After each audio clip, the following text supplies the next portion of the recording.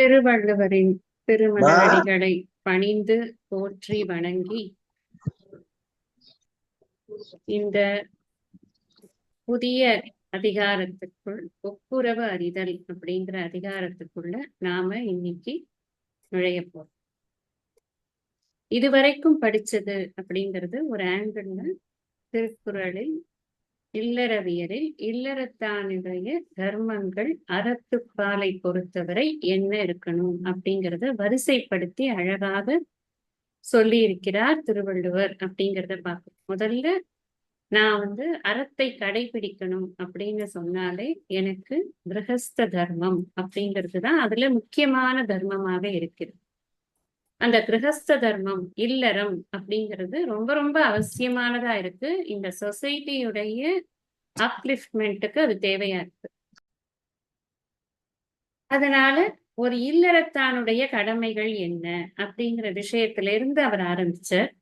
வாழ்க்கையை பற்றி தெரிந்து கொண்டோம். நம்ம புரிஞ்சுக்கணும், அந்த இடத்துல இல்லறத்தான் தனியாக அந்த விஷயங்களை செய்ய முடியாது. அதனால அவரோடு கூட சேர்ந்து இணைந்து சக தர்மச்சாரிணி அப்படின்னு சீதா மாதாவை ஜனகர் சொன்னது மாதிரி ராமர் கிட்ட எல்லாருக்குமே ஒரு சக தர்மச்சாரிணி அப்படிங்கிறவ வேணும் அப்படிங்கறதுனால வாழ்க்கை துணை நலம் அப்படிங்கிற அந்த அதிகாரத்தை கொடுத்தார். நம்ம அதுலயும் வாழ்க்கை துணை நலத்தினுடைய ஒரு கடமைகள் என்ன அப்படின்னு பாக்குறோம். இந்த இடத்துலயும் நாம நம்ம இத ஒன்லி ஃபீமேல் ஒன்லி மேல் அப்படின்னு செக்ரிகேட் பண்ணுறதுங்கிறது இந்த காலகட்டத்துக்கு சரியா வராது. இருவருக்குமே சேர்ந்து பொறுப்பு இருக்கிறது அப்படின்னு. அப்ப 2 பேர் சேர்ந்து வாழறாங்க அப்படின்னா சும்மா வாழ்ந்துட்டு நானும் வாழ்ந்தேன் போனேன்னு இருக்கிறதுக்கு இல்ல, அவர்களால இந்த சமுதாயத்திற்கு ஒரு அடுத்த சந்ததியானது கொடுக்கப்பட வேண்டும். நல்ல சந்ததி கொடுக்கணும், நல்ல படிச்ச சந்ததியா கொடுக்கணும், நல்ல பண்புள்ளவர்களாக கொடுக்க வேண்டும். எழு பிறப்பும் தீயவை தீண்டா பழி பிறங்கா பண்புடை மக்கட்பெறின் அப்படின்னு சொன்னார். அப்போ மக்கள் அப்படிங்கிறது ரொம்ப முக்கியம். அதாவது புதல்வரை பெறுதல்னு சில புக்ஸ்ல போட்டிருக்காங்க மக்கட்பேறு. இப்ப மக்கட்பேருங்கிறது அது பேரு பாக்கியம் அப்படின்னு சொன்னோம். இவர்கள் அனைவரும் சேர்ந்து இருந்தால் மட்டும் அந்த குடும்பமானது நன்றாக இருந்து விட்டால் அது மாத்திரம் போருமா? இந்த ஹோல் வேர்ல்டுல அந்த ஒரு குடும்பம் தான் இருக்க போறதா அப்படின்னா இல்ல இல்ல, உங்க வீட்டுக்கு வரவேற்பு போறவேர்லாம் இருப்பாங்க. நீங்க அதுக்கு முன்னாடி நீங்க முதல்ல ஒரு விஷயத்த பேசிக்கா சில விஷயங்களை நீங்க கடைபிடிக்கணும். அன்பும் அறனும் உடைத்தாயின் இல்வாழ்க்கை பண்பும் பயனும் அது. அதனால அறம் செய்வதற்கு அடிப்படையே அன்புதான். அதனால நீங்க அன்போட இருக்க பழகிக்கணும் அப்படின்னு அன்பின் மகத்துவத்தை சொன்னார். அதுக்கப்புறம் அன்போட நாம மட்டும் அப்படியே கூடி குலாவி இருந்தா பத்தாது.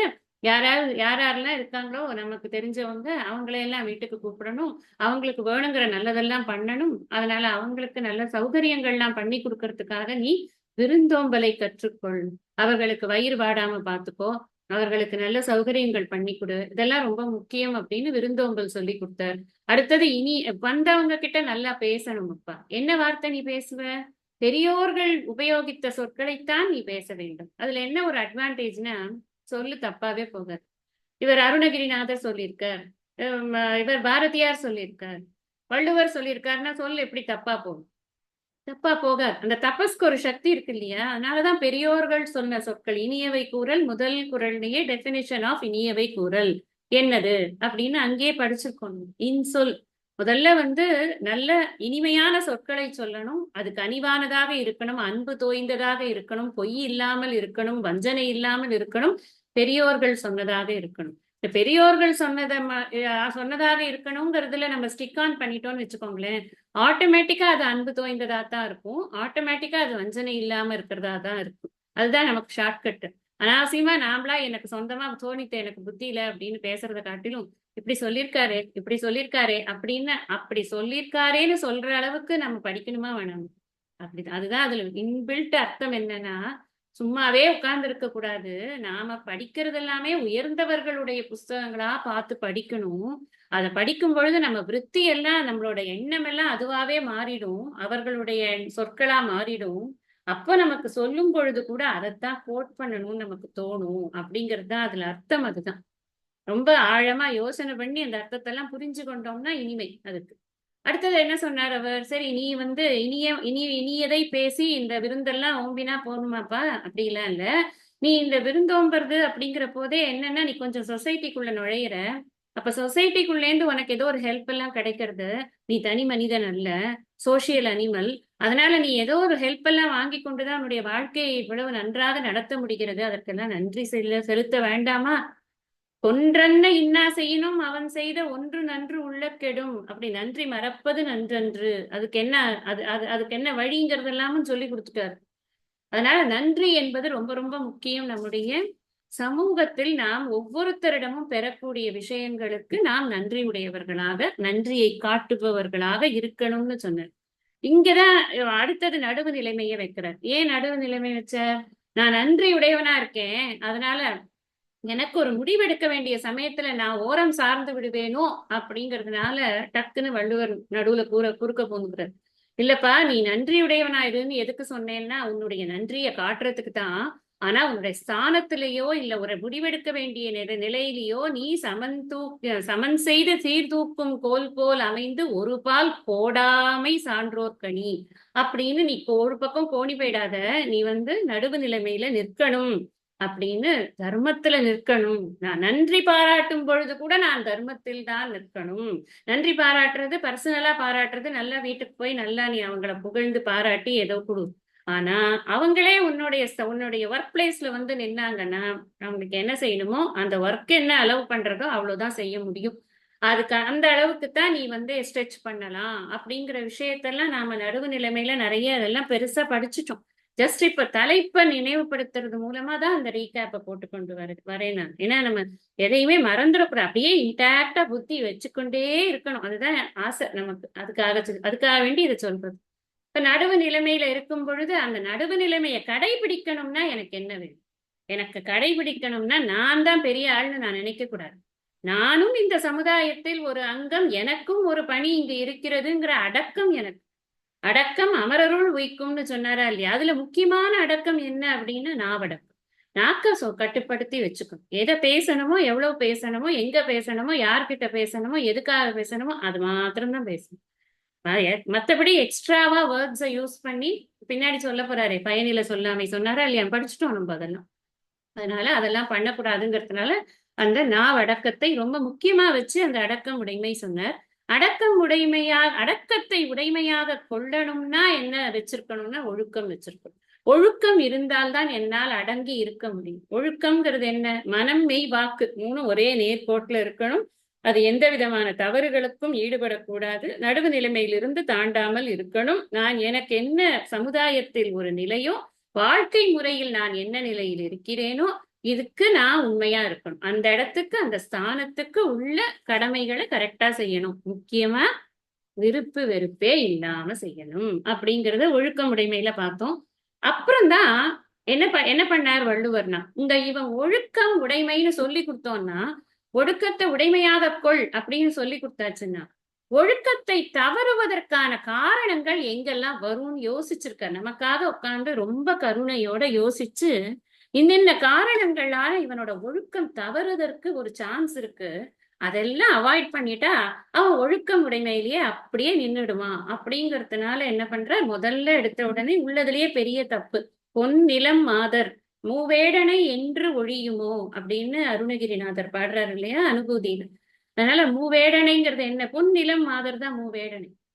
இதுல முக்கியம் இது வரிசையில மாதரை தேர்டா வச்சு பாட்டுல வச்சா கூட இந்த மாதர்ங்கிறது தான் ரொம்ப இது. மாதர்னு சொன்னா நீங்க நம்ம உடனே ஓ மென்னுக்கு விமன் கிட்ட இருக்கிற அட்ராக்ஷன் அப்படி நினைக்கணும்னு இல்லை.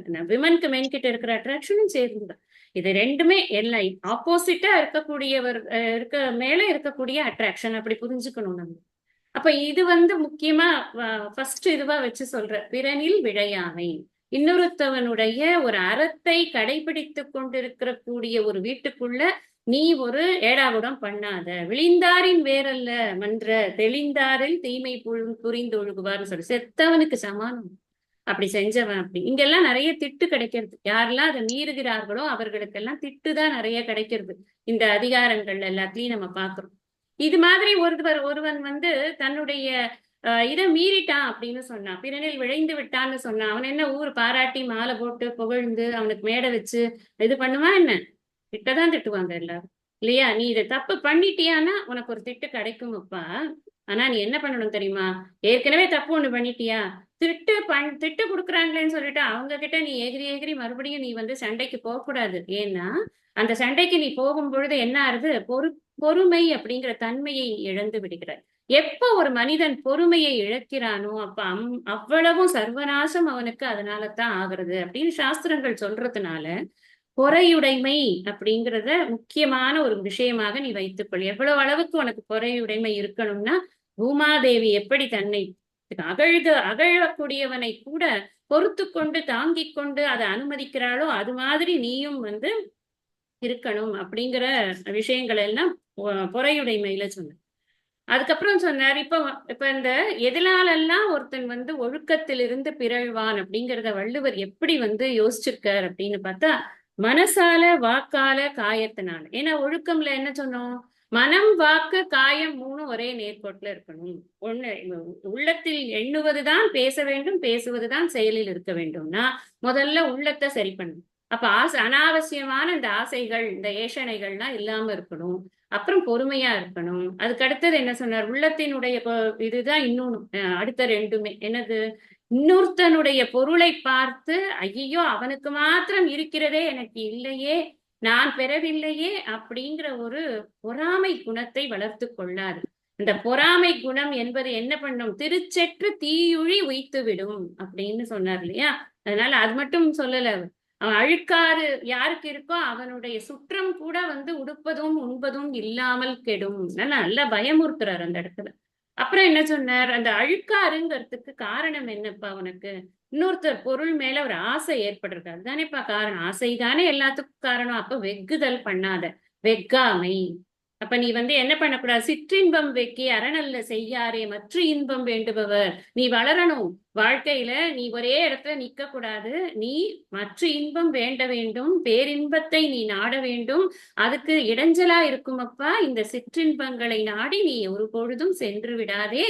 அதனால நீ இந்த வெக்குதல் அப்படிங்கிறத பண்ணவே கூடாது அப்படிங்கிற விஷயத்த அக்கி அகன்ற அறிவு என்னாம் யார் மாட்டும் வெக்கி வெறிய செய்யும். எவ்வளவுலாம் கேள்வியெல்லாம் கேட்டாரு. அதெல்லாம் நம்ம படிச்சிருக்கோம். ஜஸ்ட் உங்க மைண்டுக்கு இப்போ ஒரு ரிஃப்ரெஷ்மெண்ட் கொண்டு வரணும்.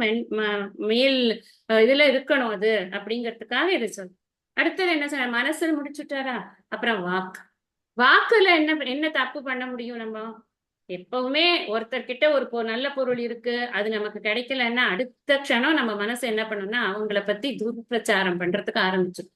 அதுதான் புறங்கூறாமை அப்படிங்கிற இடத்துல போட்டு ஒரு சொட்டு வச்ச. நீ அடுத்தவனை பத்தி தப்பா பேசாத. எஸ்பெஷலி அவன் இல்லாத பொழுது பேசக்கூடாது. நீ அப்படி கண்ணின்று கண்ணற சொல்ல இருக்க முன்னின்று பின்னோக்கா செயல சொல் அப்படின்னு. அப்படின்னா என்ன அர்த்தம்? நீ முன்னாடிக்கு பேசப்பா. அவன் தப்பு பண்றான்னு முன்னாடிக்கு பேசு. பின்னாடி நின்னுட்டு நீ அவனுக்கு இல்லாத சமயத்துல நீ பேசுறது நீ எதை தெரியுமா மறந்து போயிடுற? பின் நோக்கா சொல்லுனா என்ன? எனக்கே பேசுறவனுக்கு பின்னாடி என்ன கேடு வருங்கிறத மறந்து போய் நீ பாட்டுக்கு பேசிட்டு இருக்க. அதனால அது மாதிரி பண்ணாத அப்படின்னு புறம் கூறாமை சொன்னாரா? அப்புறம் என்ன சொன்னார்? புறம் கூறுவது அப்படிங்கிறது இருக்கிறதுலயே ஒஸ்ட் கேரக்டர். நம்ம எப்ப யார வாழ்க்கையில சந்திச்சு யார்கிட்ட பேசும் பொழுதும் இன்னொரு வியக்தியை பத்தி பேசுறாங்க அப்படின்னு சொன்னா கொஞ்சம் கேர்ஃபுல்லா இருந்து ஒரு அடி தள்ளி தான் நிக்கணும். அதோட கூடவே சேர்ந்து வரக்கூடிய விஷயம்தான். அதனாலதான் அது சொன்னார் பயனில சொல்லாங்க. அடுத்து வேண்டாத விஷயத்த பேசாத. ஃபர்ஸ்ட் என்ன பேசணும் அப்பனா நாம அப்படின்னா உயர்ந்த விஷயங்களைத்தான் பேசணும். நான் இன்னைக்கு இதை படிச்சேன், இதை உங்களுக்கு ஷேர் பண்றேன். தாராளமா பேசலாம். ஒரு 1/2 கூட பேசலாம், பிரச்சனை கிடையாது. அவங்க அதை சொன்னாங்கங்க, இவங்க இதை சொன்னாங்கங்க, அவங்க அதை பண்ணாங்கங்க, இவங்க இதை பண்ணாங்கங்க. யாருக்கு பிரயோஜனம்? ஒண்ணுமே யாருக்குமே எப்பவுமே பிரயோஜனம் கிடையாது. இதை சொல்லும் பொழுது உங்களுக்கு ஒண்ணு தோணும், என்கிட்ட யாராவது வந்து கேக்குறாங்களே அப்ப நான் என்ன பண்றது அப்படின்னு. அது நேச்சுரலா அந்த கேள்வி வரத்தான் வரும். எல்லாருக்குமே வாழ்க்கையில சில ஸ்தானங்கள். இப்ப நம்ம வந்து ஒருத்தருக்கு அம்மாவா இருப்போம், ஒருத்தருக்கு வந்து மருமகளா இருப்போம், ஒருத்தருக்கு அண்ணியா இருப்போம், ஒருத்தருக்கு நாத்தனாரா இருப்போம். ஏதோ ஒரு வகையில நமக்கு ஒரு ஸ்தானம் இருக்கு. அந்த ஸ்தானத்தினால நம்ம கிட்ட யாராவது வந்து ஒரு சஜஷன் கேட்கறாங்கன்னா அதுக்கு பேர் பயனில சொல்லாமையோ இல்ல அதுக்காக நாம பேசும் பொழுது அது புறங்கூறுதலோ ஆகாது. எப்போ அது புறங்கூறுதலோ பயனில சொல்லாமையோ ஆகும்னா நாமளே வந்து அந்த கான்வர்சேஷன் ஆரம்பிச்சு பொழுது போகாம உட்கார்ந்து இன்னொருத்தரை பத்தி பேசணும்னு ஆரம்பிக்கிறோம்ல, அப்ப அது தப்பு. ஆனா நம்ம கிட்ட வந்து கேக்குறாங்கல்ல, அப்ப நாம அதுக்கு பதில் சொல்றது அப்படின்னு ஸ்தானத்தினால பேசுறோம். அதோட அந்த க்ஷணத்தோட அதை விட்டுடணும். அதுதான் ரொம்ப விவேகமான விஷயம். அதை திருப்பி கேரி பண்ணிட்டு, உனக்கு தெரியுமா நேத்திக்கு ஒரு பஞ்சாயத்து நான் இப்படி அட்டன் பண்ணேன்னு அதை ஒரு 10 பேர்கிட்ட சொல்லிட்டு, நம்ம நேரத்தையும் அடுத்தவங்க நேரத்தையும் பொழுதுபோக்க கூடாது. இந்த மாதிரி விஷயங்கள் எல்லாத்தையும் தான் நாம புறங்கூறாமை, பயனில சொல்லாமை அப்படிங்கறதுல எல்லாம் நம்ம பார்த்தோம். அதுல அந்த பயனில சொல்லாமையில முக்கியமா என்ன ஒரு ஒரு குறள் நீங்க மறந்துடவே கூடாது. அரும் பயன் ஆயும் அறிவினார் சொல்லார் பெரும் பயன் இல்லாத சொல் மறந்துடக்கூடாது. ஏன்னா அரும் பயன் அது முன்னாடி சொன்னதையும் நீங்க வந்து கனெக்ட் பண்ணி பார்த்து சிற்றின்பம் வெக்கி அறநல்ல செய்யாரே மற்ற இன்பம் வேண்டுவர். ஏன்னா இந்த இல்லறத்தான் இப்பொழுது இல்லறத்திலேயே இருக்க போறது இல்லை, அப்படியே வளர்ந்து கொண்டே இருக்கிறது அவனுடைய மனம். நம்ம இந்த அதிகாரங்கள் படிக்க படிக்க இல்லறத்தானுடைய மனதின் வளர்ச்சியையும் சேர்த்து படிக்கிறோம். அதனால அவனுக்கு மனதின் வளர்ச்சி அடையும் பொழுது ஓரளவுக்கு அவன் அந்த ஒரு உள்ள முதிர்ச்சி நிலையை அவன் அடைகிறான். அப்ப உள்ள முதிர்ச்சி அடையும் பொழுது அவனுக்கு எது தேடலாக இருக்கும்? அவனுக்கு நிரந்தரமாக இன்பம் தரக்கூடிய விஷயங்கள்ல தான் தேடல் இருக்கும். என்ன அல்பமான இன்பத்துல எல்லாம் அவனுக்கு நாட்டம்ங்கிறது இருக்கவே இருக்காது. அதை மனசுல வைத்துக்கொண்டு இந்த குறட்பாக்களை அவர் சொல்கிறார். நாமும் அப்படி படிக்கணும். ஏன்னா அடுத்தது துறவரவியல் வர்றதுனால அதை கனெக்ட் பண்ணி கரெக்டா நம்ம வந்து புரிஞ்சுக்கணும் அந்த விஷயம். அப்புறம் என்ன சொன்னார்? மனம், வாக்கு, காயம் சொன்னேன்னா வாக்கு முடிச்சாச்சு. காயத்துல என்ன தப்பு பண்ணுவோம்? நம்ம தீய வினைகள் புரியும். இந்த தீய வினைகளை ஒருபோதும் செய்யக்கூடாது. அதை தான் நாம வந்து லாஸ்ட் 2-3 கிளாஸஸா நம்ம தீவினை அச்சம் அப்படிங்கிறத பார்த்தோம். இதெல்லாமே என்ன அப்படின்னு சொன்னா, இதெல்லாம் வந்து செய்யக்கூடாதவை. ஒழுக்கம் கேடு வரும். இதெல்லாம் செய்தால் ஒழுக்க கேடு வரும். ஒழுக்கத்தை பாதுகாப்பதற்காக நீ இதெல்லாம் செய்யக்கூடாது அப்படிங்கிறது அப் டு தீவினை அச்சம். ஃப்ரம் பிறனில் விழையாமை அப் டு தீவினை அச்சம். ஒழுக்கம் என்பது நமக்கு இல்லாமல் போய்விடும். அதனால இந்த குணங்களை எல்லாம் நாம விட்டொழிக்கணும் அப்படிங்கிறதுக்காக கொடுக்கக்கூடிய விஷயங்கள். இப்ப என்ன பண்றார்? மறுபடியும் பழையபடி செய் நன்றி அறிதல், நடுவு நிலைமை, அடக்கமுடைமை, அந்த அந்த ரூட்டுக்கு இப்ப வர இப்ப எதை செய்யணும் அப்படிங்கிற விஷயத்த ஒப்புரவறிதல் அப்படிங்கிற அதிகாரத்தை இப்ப செய்யத்தக்கன என்ன அப்படிங்கிற விஷயத்துக்காக மறுபடியும் வர. சாஸ்திரத்துல விதி நிஷேதம்னு 2 விஷயம் இருக்கு. ஒண்ணு விதினா you have to do do's and don'ts அப்படின்னு செய்யக்கூடியது, செய்யக்கூடாது. அதுல செய்யக்கூடியது அப்படிங்கிறத சொல்லிக்கொண்டே வரும் பொழுது இடையில் செய்யக்கூடாதவற்றை எதெல்லாம் அவாய்ட் பண்ணா நல்லதுங்கிறதெல்லாம் சொல்லிட்டார். இப்ப மறுபடிக்கும் செய்யக்கூடியது எது அப்படிங்கிற விஷயத்த பத்தி இப்ப சொல்ல போறேன். நம்ம முன்னாடி இந்த செய் நன்றி அறிதல் பார்க்கும் பொழுதே நாம ஒரு விஷயத்த பார்த்தோம். தனி மனிதன் அவனுடைய வாழ்க்கைக்கான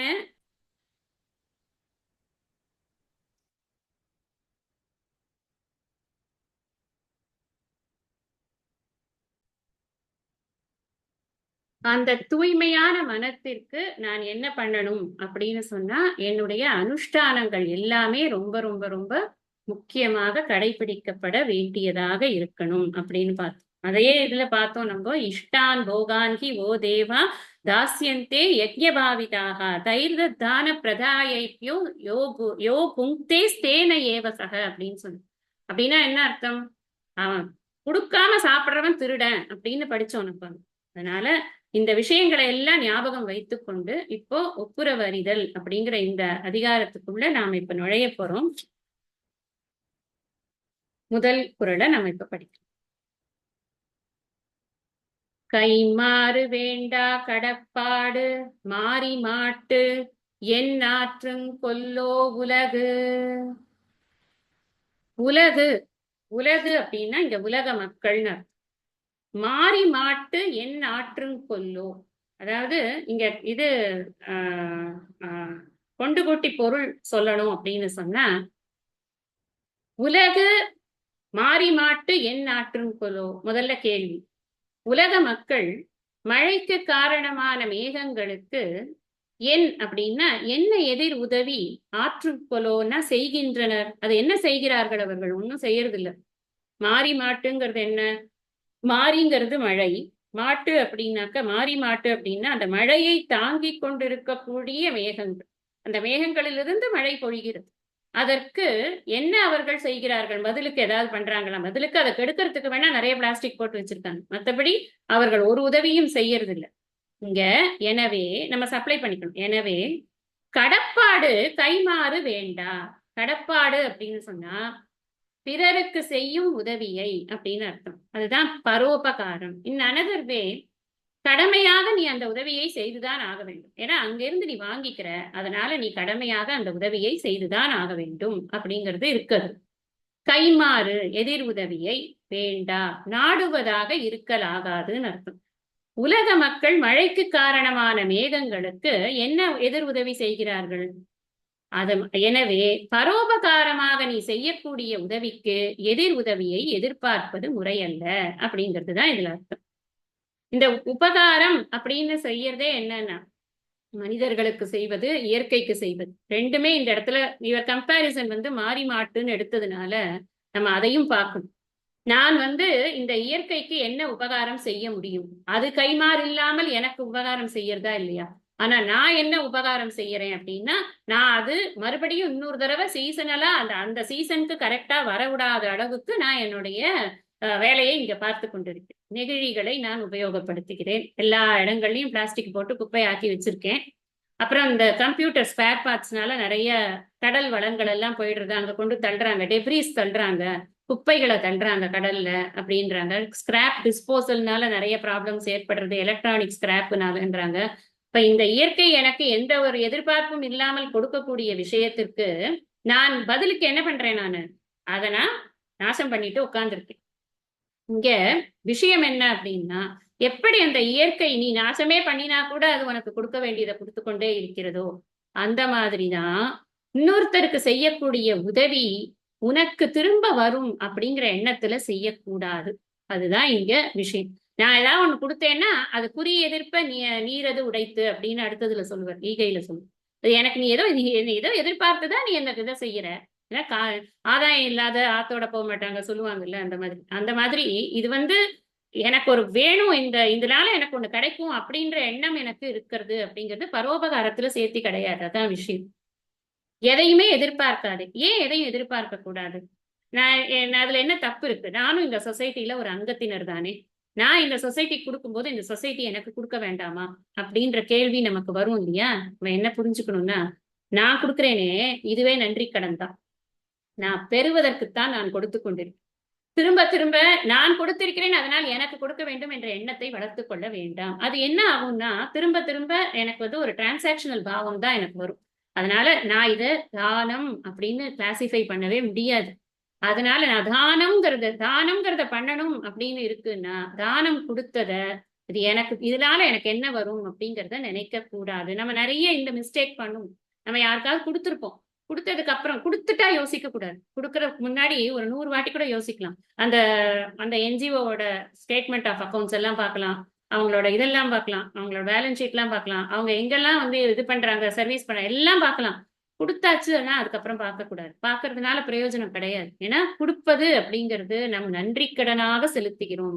சாத்விக தானம் அப்படின்னு கிருஷ்ணர் தானத்தை 3ஆக பிரிப்பார். 17வது அத்தியாயத்துல 3ஆக பிரிப்பார்.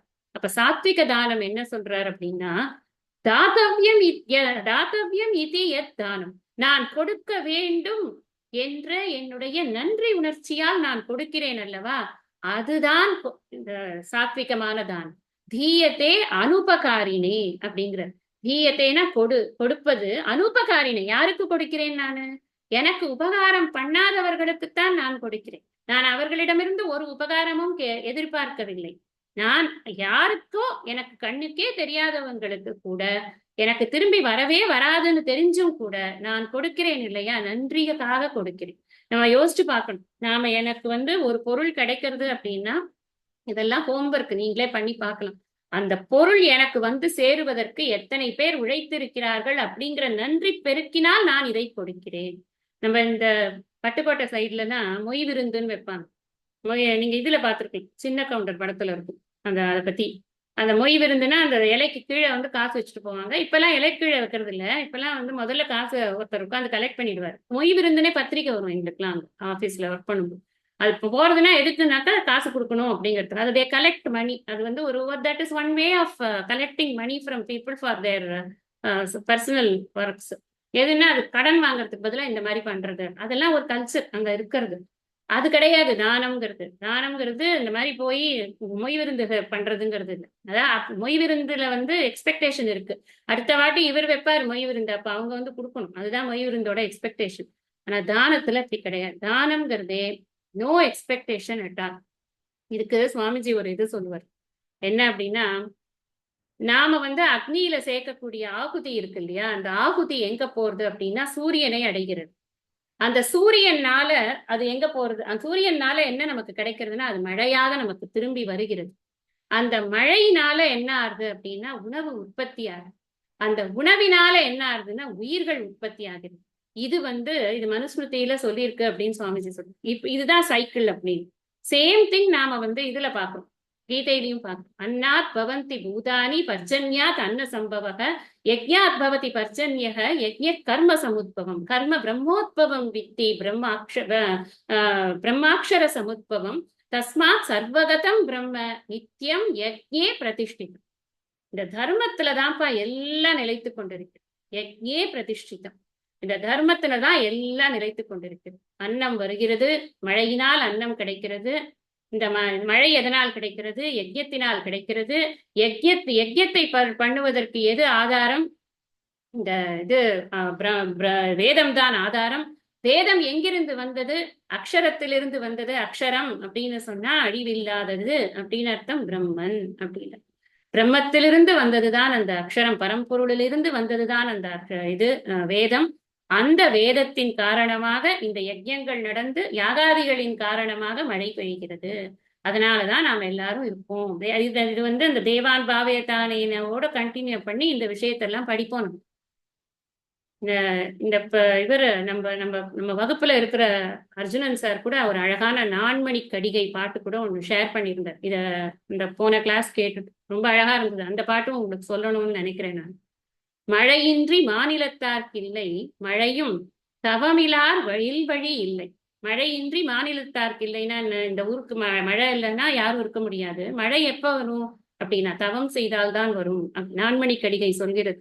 தவமும் அரசனிலா வழி இல்லை. அரசன் அந்த தவத்திற்கு வந்து ஹெல்ப் பண்ணணும். அந்த அந்த தவம் செய்பவர்களை பாதுகாக்க வேண்டும், தவத்திற்கு ஹெல்ப் பண்ண வேண்டும். இதெல்லாம் அரசனுடைய டியூட்டி. இதெல்லாம் நாம இங்கேயே பொருட்பால்ல பின்னாடி படிக்க போறோம். இந்த வள்ளுவரும் இதை பத்தி எல்லாம் எழுதியிருக்கார் நிறைய. அப்ப அரசன் வந்து எப்படி நல்லா இருப்பான்னா, அரசனும் இல்வாழ்வார் இல்வழி இல்லை. இங்க பாத்தீங்கன்னா இல்வாழ்க்கை, இந்த இல்லறத்தான் இல்லாமல் அவன் செய்யக்கூடிய இந்த தர்மங்களை சரியா கடைபிடிக்கிறது இல்லாம அரசன் ஒழுங்காக போன்முறை ஆட்சி, மன்னன் போன்முறை ஆட்சி செய்ய வேண்டும்னு போடுறாருல, அதெல்லாம் எப்படி பண்ண முடியும் அப்படின்னா இங்கேருந்துதான் இந்த ஸ்மாலா இந்த தர்மம் ஆரம்பிச்சு அப்படியே பெருசா இந்த உலக இயக்கம் அப்படிங்கிறது நடக்கிறது அப்படின்னு பாக்குறோம். இன்னைக்கு நாம வந்து இந்த அளவுல இன்னைக்கு இதை நிறுத்திக்குவோம், இந்த பாடங்களை நிறுத்திக்குவோம். அதுக்கப்புறம் நாம வந்து பாராயணம் பண்றதுக்கு ஸ்டார்ட் பண்ணுவோம்.